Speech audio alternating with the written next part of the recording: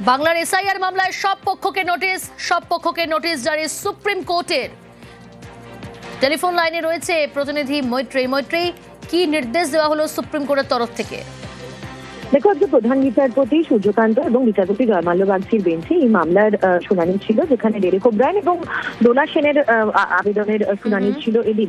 এবং সেই আবেদনের পরিপ্রেক্ষিতে আজকে সর্বোচ্চ আদালত সব পক্ষকে নোটিশ জারি করেছে। এক সপ্তাহের মধ্যে, অর্থাৎ চলতি সপ্তাহের মধ্যে নোটিশের জবাব দিতে হবে সব পক্ষকে, ইনক্লুডিং জাতীয় নির্বাচন কমিশন। এবং আগামী সোমবার এই মামলার শুনানি করা হবে বলে প্রধান বিচারপতি সূর্যকান্ত জানিয়েছেন। বেশ।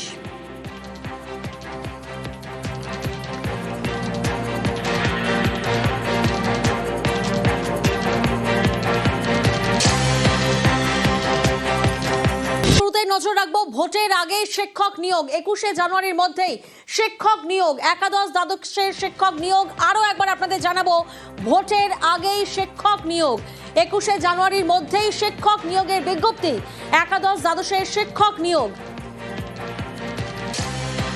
প্রতিনিধি সোমরাজ আমাদের সঙ্গে রয়েছেন, সরাসরি সোমরাজের কাছে যাব। সোমরাজ, 21শে জানুয়ারির মধ্যে শিক্ষক নিয়োগের বিজ্ঞপ্তি, তাহলে কি আমরা বলতে পারি যে ফেব্রুয়ারি মাসের শুরুতেই নতুন শিক্ষক নিয়োগ হচ্ছে, অর্থাৎ প্রত্যেকটি স্কুল নতুন শিক্ষক পাচ্ছে?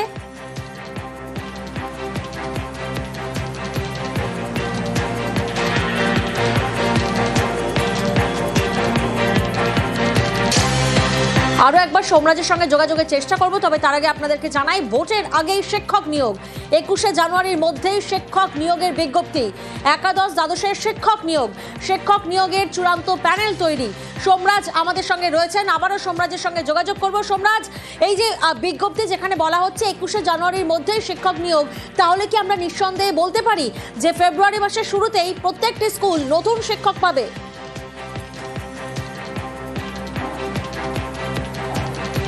দেখো, তোমাকে জানিয়ে রাখি, এটা কোনো রকম বিজ্ঞপ্তি নয়, এটা প্যানেল প্রকাশ করে দেওয়া হবে। 21শে জানুয়ারি ডেডলাইন দিয়ে দেওয়া হয়েছে এসএসসিকে। তার মধ্যেই একাদশ দ্বাদশ স্তরে যে 12,514টি শূন্যপদ রয়েছে, সেই শূন্যপদের প্যানেল বা চূড়ান্ত মেধা তালিকা প্রকাশ করা হবে স্কুল সার্ভিস কমিশনের তরফে। তেমনটাই আমরা সূত্র মারফত জানতে পারছি। ইতিমধ্যেই এসএসসির কাছে সেই সবুজ সংকেত এসে গেছে। স্কুল সার্ভিস কমিশন ইতিমধ্যেই একাদশ দ্বাদশের শিক্ষক নিয়োগের জন্য যে ইন্টারভিউ, সেই ইন্টারভিউ প্রক্রিয়া শেষ করে ফেলেছে। ইন্টারভিউ প্রক্রিয়া শেষ করার পর এখন যে বাকি যে কাজগুলি রয়েছে, অর্থাৎ যেটি স্ক্রুটিনি বলা হয় এসএসসির ভাষায়, সেই স্ক্রুটিনির কাজ এসএসসির তরফে করা হচ্ছে। সেই স্ক্রুটিনির কাজ শেষ হয়ে গেলেই এসএসসির তরফেই প্যানেল প্রকাশ করে দেওয়া হবে। ডেডলাইন দিয়ে দেওয়া হয়েছে 21শে জানুয়ারি। তবে যেটা আমরা সূত্র মারফত জানতে পারছি, সম্ভবত 20 জানুয়ারি এসএসসির তরফে একাদশ দ্বাদশের এই শিক্ষক নিয়োগের চূড়ান্ত প্যানেল বা চূড়ান্ত মেধা তালিকা প্রকাশ করে দেওয়া হবে।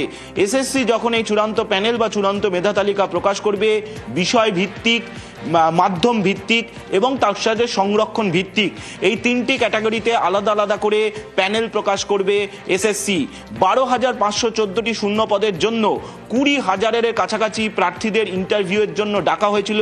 তুমি জানো যে ইন্টারভিউতে ডাকাকালীন একাধিক প্রার্থীদের নিয়োগ পদ পর্যন্ত বাতিল করেছে এসএসসি।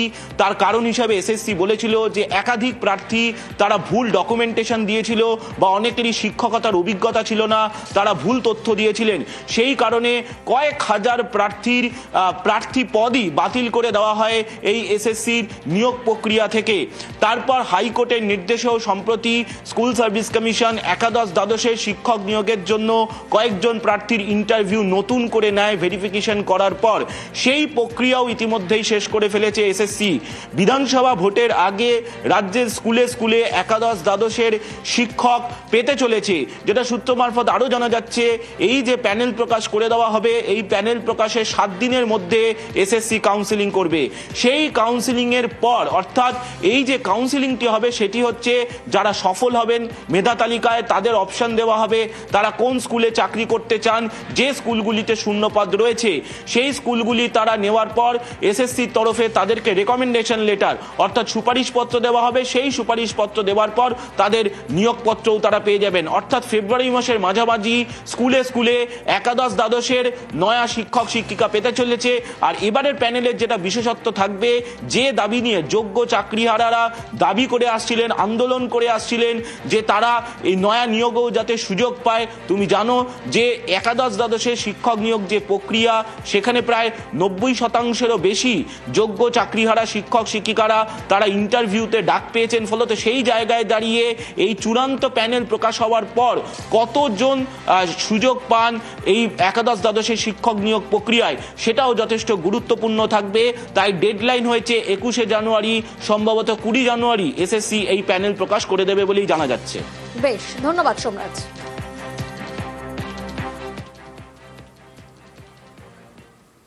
অন্যদিকে আইপ্যাকে ইডি অভিযানে বাধার অভিযোগ। সুপ্রিম কোর্টে জোড়া মামলা, সুপ্রিম কোর্টে রাজ্যের বিরুদ্ধে জোড়া মামলা ইডির। আইপ্যাকে ইডি অভিযানে বাধার অভিযোগ, সুপ্রিম কোর্টে জোড়া মামলা, সুপ্রিম কোর্টে রাজ্যের বিরুদ্ধে মামলা ইডির। অর্ণব প্রতিনিধি আমাদের সঙ্গে রয়েছেন। অর্ণব, এই জোড়া মামলায় ঠিক কি করা হয়েছে, অর্থাৎ এই জোড়া মামলা কি নিয়ে? দেখো, প্রথমে ঠিক ছিল এনফোর্সমেন্ট ডিরেক্টরেট কলকাতা হাইকোর্টে যেভাবে মামলা করেছিল, এবং সেই মামলাতে রাজ্য সরকারের পাশাপাশি একই সঙ্গে যারা ঘটনাস্থলে উপস্থিত ছিল তাদের বিরুদ্ধেও তাদের বিবাদী করে মামলা করা হবে। কিন্তু গতকাল পরিবর্তন হয় চিন্তা ভাবনা, এবং গতকাল সলিসিটর জেনারেল কেন্দ্রীয় সরকারের তুষার মেহতা তার চেম্বার থেকে দীর্ঘক্ষণ আলোচনা হয় মামলার ভবিষ্যৎ নিয়ে কিভাবে সুপ্রিম কোর্টে, এবং সেই সিদ্ধান্ত অনুযায়ী আজ সকাল 8:54 এবং 9:10 দুটি মামলা করা হয়। কেন্দ্রীয় সরকারের এজেন্সি হিসেবে কাজ করা ইডির তরফে একটি মামলা রাজ্য সরকারের বিরুদ্ধে, অন্য মামলাটি যে ইডি অফিসাররা অভিযানে গেছিলেন আইপ্যাকের অফিসে, সেই ইডি অফিসারদের তরফে মামলা দ্বিতীয় করা হয়েছে, এবং সেই মামলা রাজ্যের ডিজিপি, কলকাতা পুলিশ কমিশনার সহ একাধিক যাদের উপস্থিতি ছিল বলে ইডি দাবি করছে তাদের বিরুদ্ধে এই মামলা করা হয়েছে। এবং দুই মামলা আজকে করা হলো সকালে, কিন্তু জরুরি ভিত্তিতে দৃষ্টি আকর্ষণ করে মামলা শুনানির জন্য আবেদন প্রথম হাতে করা হয়নি প্রধান বিচারপতির বেঞ্চে। এক্ষেত্রে বেলার দিকে, অর্থাৎ আজকে শেষের দিকে বা কালকে সকালে এই জোড়া মামলা শুনানি করে কোনো নির্দেশ আনা যায় কিনা ইডি সেই বিষয়ে সচেষ্ট থাকবে সেটা দেখা। তবে এক্ষেত্রে ইডির মূল বিষয়টা সিবিআই তদন্ত তারা চেয়েছিল। একই সঙ্গে অভিযান চলাকালীন পুলিশের উপস্থিতিতে যে নথি বাজেয়াপ্ত করার ছিল সেগুলি তারা করতে পারেনি, সেগুলি ফিরিয়ে দেওয়া, এবং ইডি অফিসারদের বিরুদ্ধে রক্ষা কবচ দেওয়া। কারণ ইডির এই অভিযান নিয়ে একাধিক এফআইআর রুজু হয়েছে কলকাতা এবং বিধাননগর পুলিশে। সেই এফআইআর যাতে কোনো কড়া পদক্ষেপের মুখে না পড়ে ইডি অফিসাররা সেই জন্য রক্ষা কবচ চাওয়া হয়েছে। এবং একই সঙ্গে আরো একটি কনস্টিটিউশনাল প্রশ্ন ইতিমধ্যে তৃণমূল কংগ্রেসের করা কলকাতা হাইকোর্টের মামলায় সেটা সামনে আনা হয়েছে, এবং তৃণমূল কংগ্রেস দাবি করেছে যেভাবে আইপ্যাক কর্ণধার এবং আইপ্যাকের অফিসে তৃণমূল কংগ্রেসের পার্টির সাংগঠনিক বিষয় যেভাবে হাতানো হয়েছে, এক্ষেত্রে আইনসম্মত ছিল না ইডির এই অভিযান, এবং ইডির অভিযান যাতে আইনসম্মতভাবে সংবিধান মেনে এ রাজ্যে হয় সে বিষয়ে প্রশ্ন তোলা হয়েছে। কাজে ইডি এ রাজ্যে নতুন করে কোনো অভিযান চালাবে। ধন্যবাদ অর্ণব।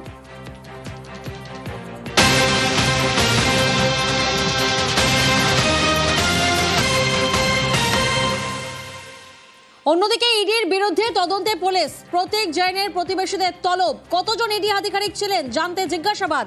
রৌনক প্রতিনিধি আমাদের সঙ্গে রয়েছেন। রৌনক, প্রতীক জৈনের প্রতিবেশীকে তলব করে মূলত কোন কোন উত্তর খুঁজতে চাইছে পুলিশ? দেখো, একেবারে যে অভিযোগটা ইডির বিরুদ্ধে উঠেছিল এবং গতকাল যখন রেজিস্টার বুক বাজেয়াপ্ত করা হয়েছিল প্রতীক জেনের আবাসনে, সেখানে দেখা গেছিল ইডি কোনো রকম ভাবে তাদের এন্ট্রি করার সময় ওখানে কিন্তু উল্লেখ করেনি। সেক্ষেত্রে ট্রেস পাসিং একটা অভিযোগ উঠে আসছিল। তারপরে নিরাপত্তা রক্ষী এবং পরিচারিকাদের জিজ্ঞাসাবাদ করা হয়, এবং নিরাপত্তা রক্ষীদের কথা অনুযায়ী বেশ কয়েকজন ইডি আধিকারিকরা সেদিন সকাল 7:30 নাগাদ আসেন এবং হঠাৎই ভেতরে প্রবেশ করেন। সেক্ষেত্রে কি পরিস্থিতি ঘটেছিল এবং কি ঘটনা ঘটেছিল এবং কতজন ইডি আধিকারিকরা প্রতীক জনের ফ্ল্যাটে প্রবেশ করেছিলেন, এই বিষয়গুলো জানতেই কিন্তু প্রত্যেকজনের যারা প্রতিবেশী তাদেরকেও বেশ কয়েকজনকে ইতিমধ্যে সেক্টর সরণি থানার তরফ থেকে তলব করা হয়েছে। বেশ। ইডির দীর্ঘসূত্রতা নিয়ে প্রশ্ন তুললেন শ্রমিক ভট্টাচার্য। প্রশ্নের উত্তর দিতে দিতে বিজেপি নেতারাও ক্লান্ত, মন্তব্য বিজেপি সাংসদের। কে কার বিরুদ্ধে মামলা করবে, ইডি কাকে জেরা করবে, এগুলো নিয়ে আমাদের কোনো উৎসাহ নেই। কারণ ইডির তদন্তের দীর্ঘসূত্রিতা মানুষের মতো আমাদেরও বিরক্ত করেছে। আমরাও প্রশ্নের উত্তর দিতে দিতে ক্লান্ত, কিন্তু কিছু করারও নেই। এটা তো আর তৃণমূল সরকারের পুলিশ কিংবা সিআইডি নয়, আর এটা কেচড প্যারেট সিবিআইও নয়। তারা তাদের মতো করে করবে।